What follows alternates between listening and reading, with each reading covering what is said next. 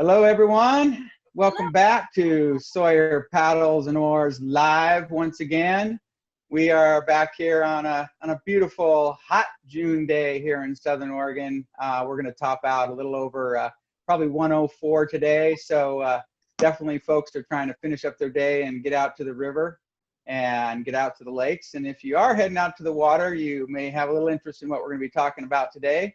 Today we're talking with Jessica about SUP Yoga, and Jess is an ambassador of ours, and we've been working together for a while on some collaborations. And I'm going to throw it over to her to let her give you a little introduction and what she does, and then we'll kick it off. Once again, this is live, so as we get going, definitely if you have questions or comments, put them in the comment feed, and we'll make sure we get to all those. Give us an intro, Jess. Hi everyone, I'm Jess Amendola. I am the owner and founder of SUP Yoga Center. We're currently located between Asheville, North Carolina and St. Augustine, Florida. Currently focusing mainly on teacher training, so SUP Yoga teacher trainings that we do in person and online, which I'm sure I'll get into a little more in a bit. But yeah, I live in Asheville, North Carolina with my little girl and proud Sawyer ambassador. I didn't realize it's actually been 6 years that I've been on the Sawyer team. So realized that as I was looking through some photos yesterday. So super proud to be on the Sawyer team. And yeah, thanks for having me. Absolutely. Absolutely. So really what, we have a wide scope of SUP covered in our paddle lines. And, SUP is so broad as far as like in our regional area, there's a lot of whitewater SUP happening on. It's going on behind my shoulder here. And, but we do have a lot of folks that are doing rental operations in lakes.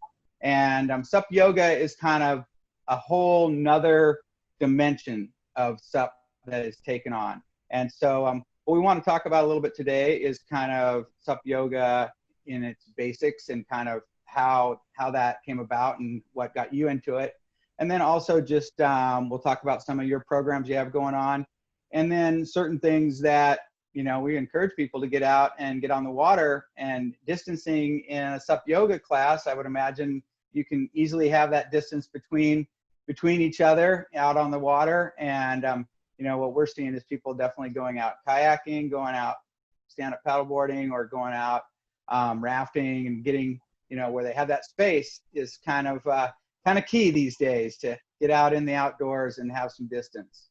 So why don't we talk a little bit about just SUP yoga in general? So what are some of the main pieces that someone that is interested in SUP yoga, and maybe they've got a board or two and they paddle a bit, but they want to start doing some yoga? First of all, I guess, is it better to be doing yoga already before you start SUP, or doing SUP already before you start yoga? That's a great question. Honestly, I have had clients from every range of that. We have, I've had people that have come out and have never done yoga or paddleboarding, which I'm always very impressed by those ones. Okay. I will say that it would help if you had some prior yoga experience, but it doesn't necessarily hurt if you haven't. The main thing is that, make sure that you start with grounding postures. So anything low to the board, having a knee down, or, starting seated is really helpful, just to kind of slowly build your confidence up before trying, say, like a warrior pose. Doing yoga on the paddleboard is way harder than on land. People, find that out very quickly. You're pretty much constantly shaking. The movement of the water obviously makes it very challenging, but, it's just such a beautiful, peaceful experience, and combining the healing aspects of nature with the healing, aspect of the practice of yoga can just be such a beautiful experience. And bonus is that, if you fall, you just get wet. You get wet. You just wet. Exactly.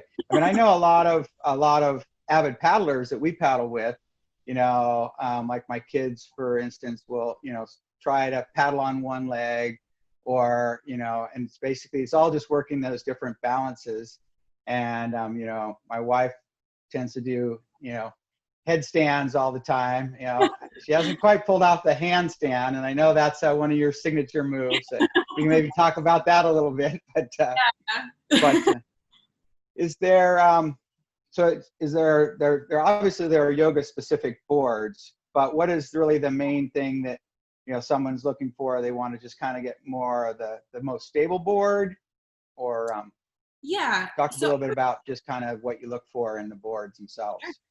So I would typically direct someone towards an all-around style of paddleboard, which is going to be great for SUP yoga. And then also it's just a good general board, hence the name all-around paddleboard.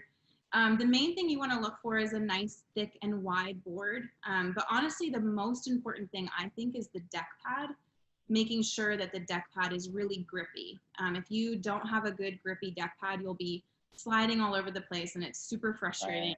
Not as great of an experience. So yeah, those are the main things I would look for, is a nice thick wide board with a big enough deck pad that you can move around and do yoga postures on, and then nice and grippy.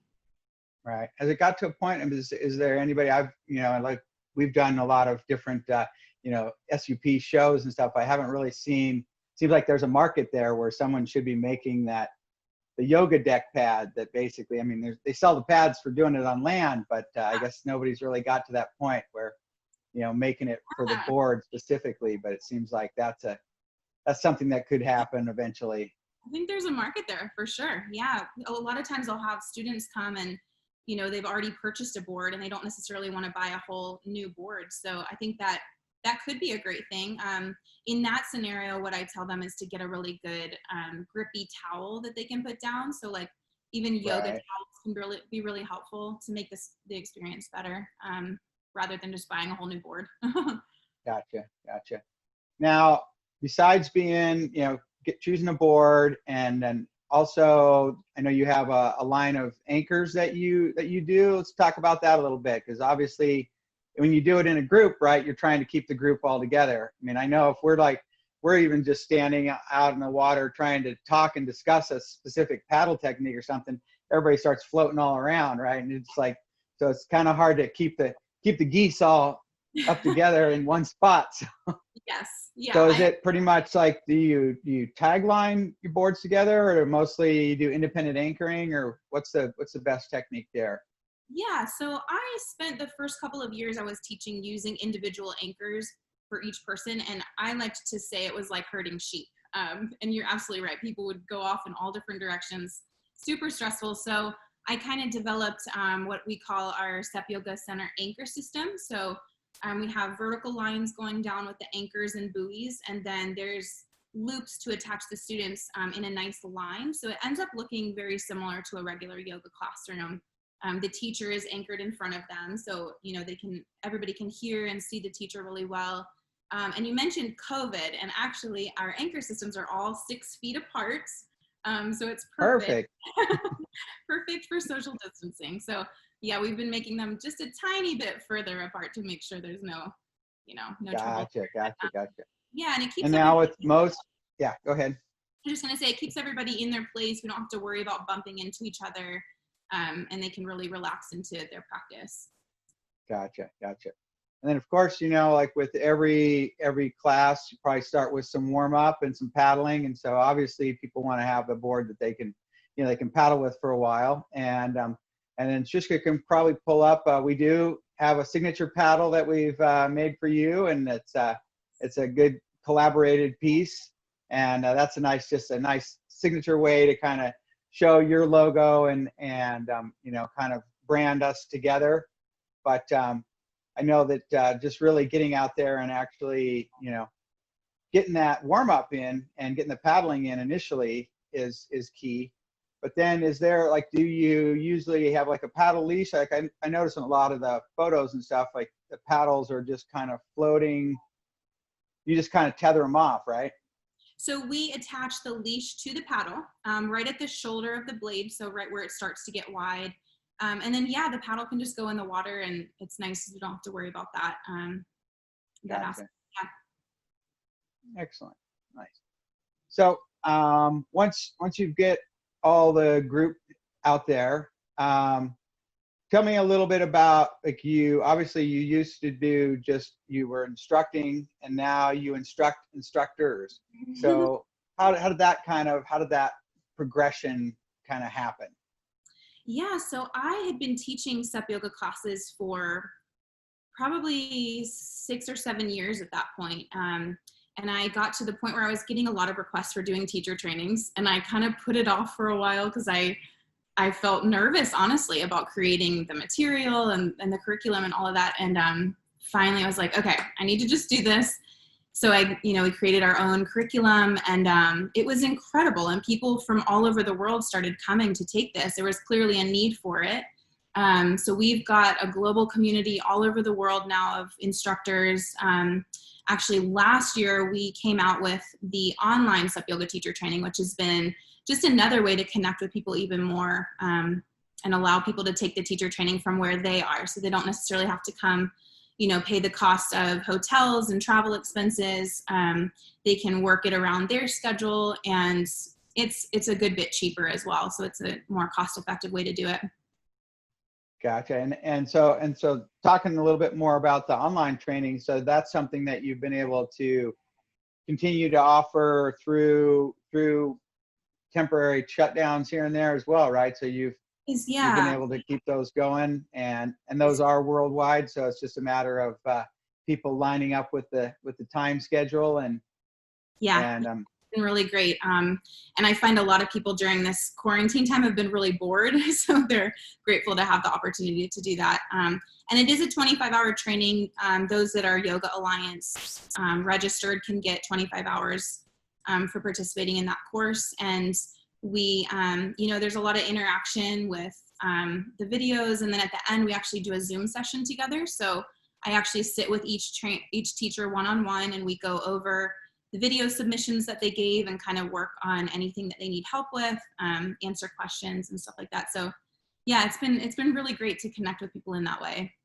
Right. And so I think when we talked a bit about this project, when you were getting it going, it sounds like you really have kind of more of the mentoring part added into that whole package, where, you once people go through your teacher training, then it's like, okay, well, I have this whole package and it's pretty much plug and play. So you have here's all the pieces, and then, they need to have you to kind of talk them through the pieces, right? So that's where a lot of that one-on-one discussion comes with it, just kind of helping them get going. And then I know that, so I know like a couple of the programs that have opened up are mostly have been on the East Coast, and that, like, we've shipped some paddles too as well. But what is the ideal size that for somebody that's just starting to get started, and how it all fits together? For starting a business, you mean? For your startup packages. Yeah. So we have small business packages now, which is basically buy your own floating yoga studio. It's a turnkey business. My goal with that was really to make it as easy as possible for people. So I, kind of started straying away from teaching classes a little bit and finding that my passion really was in kind of passing the torch on. This was something that when I started my first business, I was pregnant, and then actually started my second business when my daughter was really young, and we relocated to Florida. And, for me, it was a way to spend more time at home with my daughter and make really good money doing something that I loved. So my passion for helping other people do that grew. So I developed this small business package. It includes all the equipment that you need. It includes an ebook that I wrote, which is basically step-by-step how to start this business and become, a legal entity, and how to get clients in your classes and how to get them to keep coming back. And then we also do 6 months of business coaching. So you'll have access to me via text and email, and we do Zoom sessions. And I really, work as hard as I can to make sure that you're successful in your launch and then that first bit of starting your business. So you'll get Sawyer paddles in there too. Absolutely. This has been great. And it also includes a spot in the teacher training for those that haven't done that already. Gotcha. And so like you have these programs kind of opening up all over the country, right? And so are you also helping them with kind of, different states have different regulatory needs and such as well. So you pretty much help them kind of get through that process, because I would imagine in some states there's special use permits you have to get. In other states it's probably like, hey, it's parkland, and as long as you get this documentation from the park, you're welcome to be there. Yeah. Yeah. It's interesting how that can vary so much, but yeah, my job is basically just to help you with stuff exactly like that. We could do anything from, finding the permits that you need and making sure you have that, to helping you build your website. And it really is just, I started my own business 2 times, my own floating yoga studios, and then I helped multiple people before that start. So a lot of it is honestly just like being your cheerleader and being right there with you, and Right. helping with that stuff that can feel scary or, like overwhelming. Yeah. And in this in the COVID season that we're all in, the 2020 season of the season we all want to forget, but have you had some of those businesses reach back out to you? Because I know, like, kind of in the outfitting world, it's kind of like each individual state and each individual demographic area are kind of having to write their own guidelines, right? And there's not a playbook. Nobody had a pandemic playbook or just sitting there on the shelf waiting to use it. So like in outfitting, everybody's kind of just going to what's best practice, and if a group of outfitters can agree that this is best practice, then this is what they're going to do, Right. and so probably just having you to reach out to for those specific things, because COVID wasn't in their starting new business plan. Yeah. Yeah. And We do that in teacher training. right. Yeah. Yeah, so we actually have a SUP Yoga Center instructor Facebook group where, anytime things like that come up, they have me for support and also each other. And it's been really nice to see, it's nice to see all the teachers interacting about that and hey, what's working for you? And how are your clients responding to this? And a lot of them really haven't seen any change in their business. It's been really great. They're telling me all their classes are filling up, and it's been great. They have been, changing their practices a little bit. Like, they sanitize the board after each use. Everybody kind of has their own hand sanitizer before, and they're keeping it as clean as possible. But I think the nice thing is, once you're on the water, there's not really a lot to worry about. You're in the sunshine and the salt water, and you're keeping your distance. And then, like I said, our anchor systems are perfectly 6 feet apart. So I think it's really the perfect thing to be doing right now, honestly. I think a lot of people are afraid to be in a regular yoga studio indoors, if they're even open, Right. Oh, yeah. or gyms or fitness centers. So I think it's honestly the perfect time to be doing something like this. Right. Yeah. Because I think really, like, people are wanting to get in the outdoors. You hear every week, you hear more supportive talks about, definitely being in the outdoor environment is much better than being in indoors. And, it's definitely the airborne particulates are definitely dissipating out in the outdoors. But like, I know that the outfitters, a lot of their challenge is transportation, where they have to, they literally have either if it's just going from the takeout to the put in, or even longer. So they have that. That's one of their big challenges, is actually having to, have protocols in place for transportation. So most of the floating SUP yoga spots basically is operating out of a trailer, or maybe you have a particular park that you meet at. So the participants can come there on their own, right? Right. And so they don't have to be with other people to travel.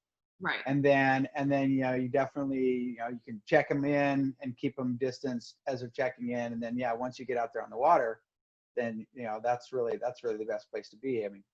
I think I remember very early on, there were a couple of articles that were circulating about kayaking, how kayak touring was like the ideal COVID outdoor exercise, because everybody's like, I kayak by myself. It's like, that's what I do, Right. And so definitely SUP touring is that way as well, and even when you're getting on the river, you're mostly staying within your group that you're already with, and kind of what we've constantly been talking about is adventure with who you live with.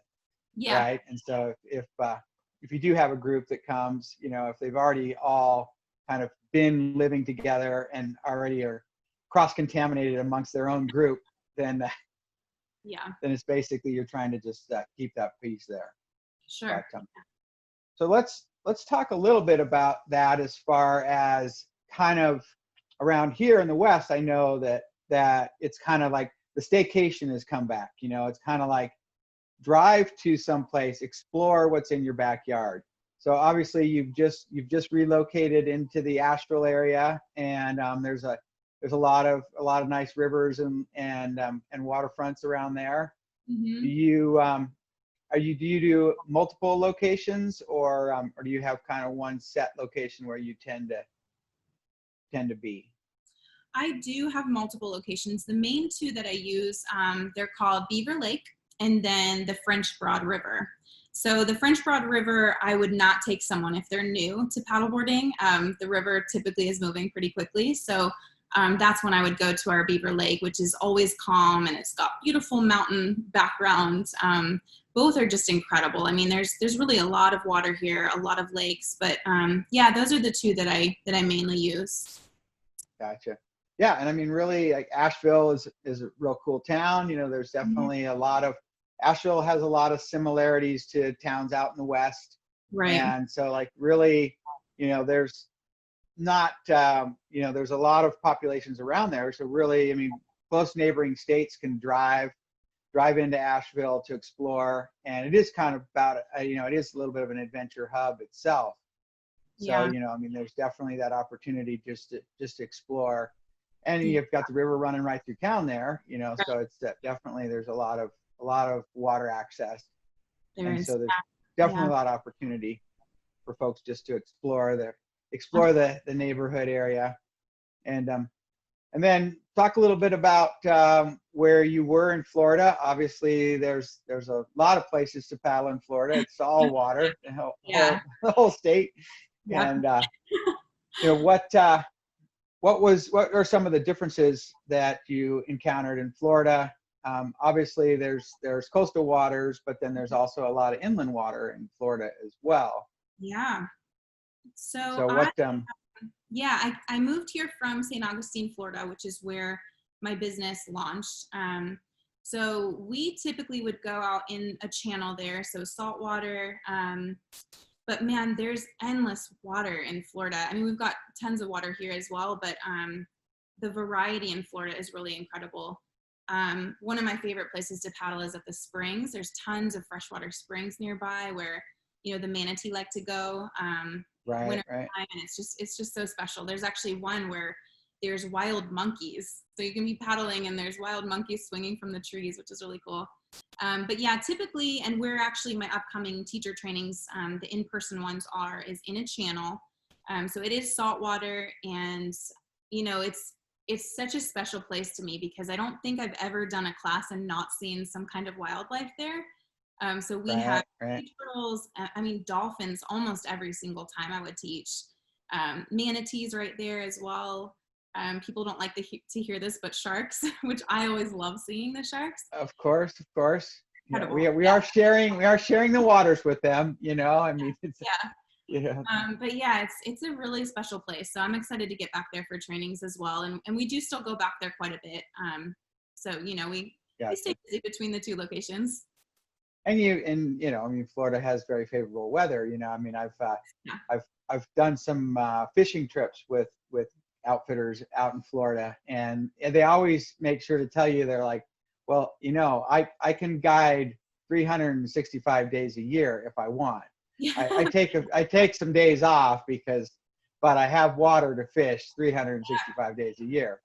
And out in the West, we're more seasonal, where it's really summer, spring, and fall, and not a different type of person that fishes in the winter in the West. But yeah, here is definitely a bit more seasonal as well. We have those kind of splashes of warm weather here and there, but it's been pretty nice, honestly, though, to experience seasons. It's the first time I've ever lived somewhere that I experienced the fall and what that looks like, and then, oh my goodness, now it's snowing, and now the green is coming back out. It's oh yeah, absolutely. Florida, so I never had that. But yeah, it's been really nice. Yeah, and you still get some of those torrential rains that you get in Florida. You Oh can yeah, still get those in Asheville as well. yeah, We we've had don't see those out here nearly as much, but yeah, yeah. there's definitely that opportunity for sure. Well, a couple other things that I think it'd be good to touch on is obviously you have some classes coming up, We do. and do you offer small classes as well as teacher trainings, or tell me a little bit about just kind of the offerings that you're doing like this summer. Yeah, so mainly my focus right now is the teacher trainings and business coaching with other SUP Yoga business owners, as well as the small business packages. I do still offer private classes for those that really want to go out. So I'll do a class with an individual or a couple, or occasionally I'll have someone want to go out with their bachelorette party or something like that. But Right. as far as regular classes on my schedule, I've backed away from that a bit. I actually have quite a few of my SUP Yoga Center instructors living in Asheville. So for me, I don't want to step on toes. I'd rather see them Oh, excellent. really Yeah. well and help them with their businesses. So yeah. Gotcha. So yes, I would imagine you have quite the lengthy referral list of if anybody wants to get out on the water. Yeah, I've got And plenty of people to send you to. right. Yeah. And do people reach out to you obviously and can contact you to you can help them find somebody in their general area? And as we talked a little bit before, you're primarily in the East.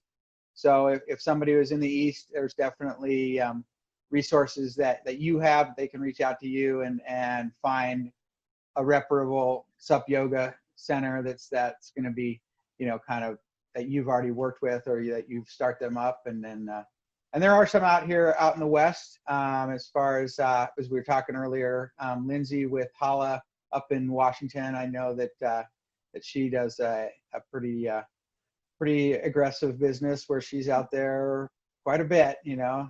at least 4 or 5 days a week. So there's definitely those opportunities around. And Yeah. we haven't seen too many folks start up in the Southern Oregon area, but definitely I would imagine in the Bend area and in the greater Portland area as well.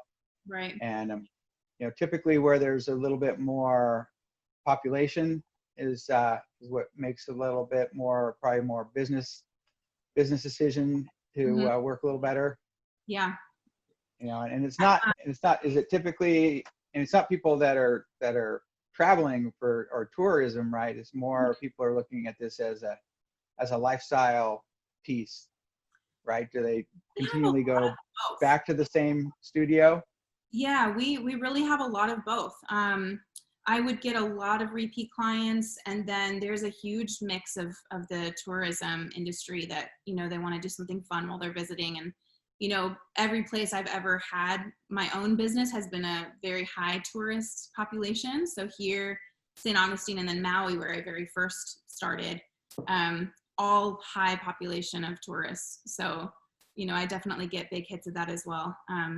But yeah, I was gonna say I have a client who's launching her studio in Northern California. So my hope is that I'll be doing a teacher training over there eventually. Possibly Excellent. this year, Excellent.